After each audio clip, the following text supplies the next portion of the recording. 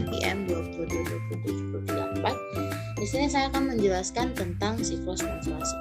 Menstruasi ini merupakan sebuah siklus bulanan yang dialami oleh setiap wanita, di mana kondisi ini terjadi karena sel telur yang dibuahi itu seharusnya menempel pada dinding rahim yang telah menebal ini, namun karena tidak adanya pembuahan atau bertemunya sel telur dan sel sperma di tuba falopin, maka sel telur tersebut akan meluruh dan menimbulkan darah menstruasi. Pada siklus menstruasi itu ada hormon yang mengatur pada fase menstruasi.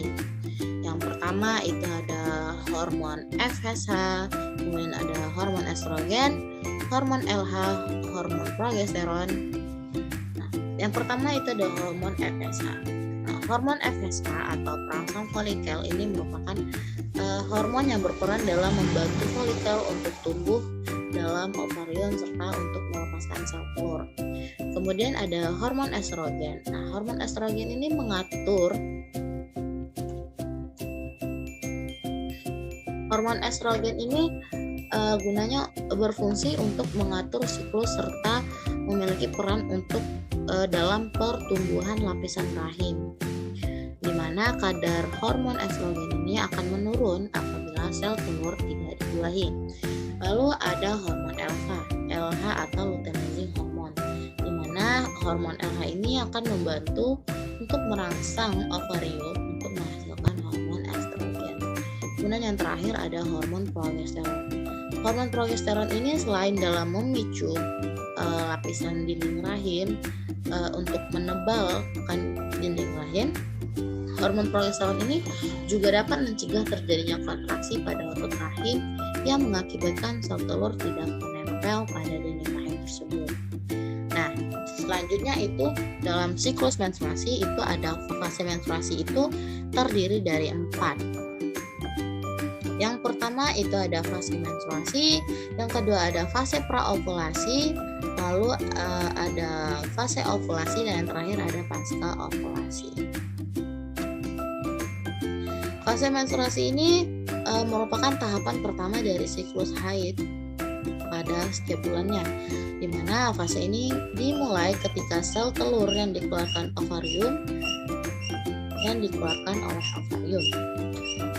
Ada sebagian wanita yang mengalami fase menstruasi ini, dia akan mengalami kram bagian perut bawah, payudara itu terasa kencang dan kadang terasa nyeri, kemudian suasana hatinya berubah-ubah, lalu merasakan pusing atau sakit kepala. Nah, pada fase menstruasi ini biasanya itu berlangsung 3 sampai dengan 7 hari. Namun pada sebagian wanita yang mengalami haid itu juga bisa mengalami haid lebih dari 7 hari.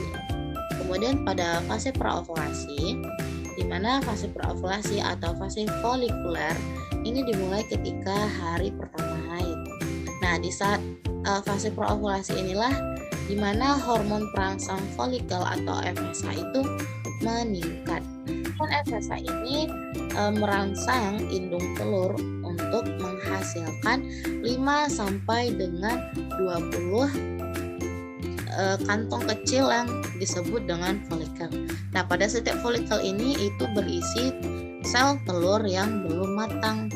Nah, sel telur yang belum matang ini yang akan berubah menjadi sel telur yang matang itu hanya dipilih dari sel telur yang keadaannya benar-benar siap untuk dilepaskan.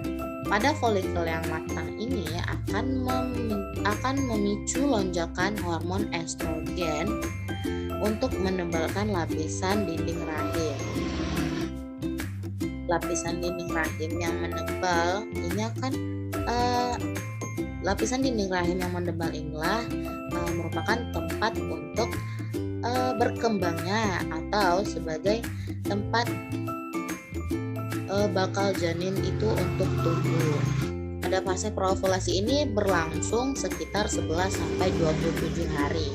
Kemudian itu ada fase ovulasi. Fase ovulasi ini merupakan proses ketika ovarium melepaskan satu sel telurnya yang sudah matang. Kemudian sel telur itu akan bergerak menuju ke tuba Fallopi. Di sini merupakan tuba Fallopi di mana tempat bertemunya sel telur dan sel sperma. Masa hidup sel telur yang telah matang itu hanya 24 jam. Namun lebih dari 24 jam sel telur tersebut akan mati. Nah, saat terjadinya ovulasi itu biasanya wanita mengalami keputihan yang kental, lengket berwarna bening seperti putih telur. Lalu itu yang terakhir ada fase pasca ovulasi. Nah, pada fase pasca ovulasi ini di mana follicle the graft yang ditinggalkan oleh oosit sekunder atau oosit sekunder akan berkerut menjadi corpus luteum. Corpus luteum ini tetap menghasilkan hormon estrogen dan progesteron.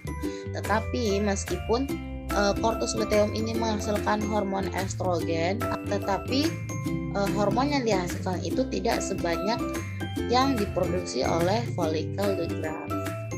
Pada fase pasca ovulasi ini terjadi sekitar hari ke-15 sampai hari ke-28. Jadi sekian dari penjelasan saya, lebih dan kurangnya saya mohon maaf. Saya akhiri. Wabillahi taufiq wal hidayah. Wassalamualaikum warahmatullahi wabarakatuh.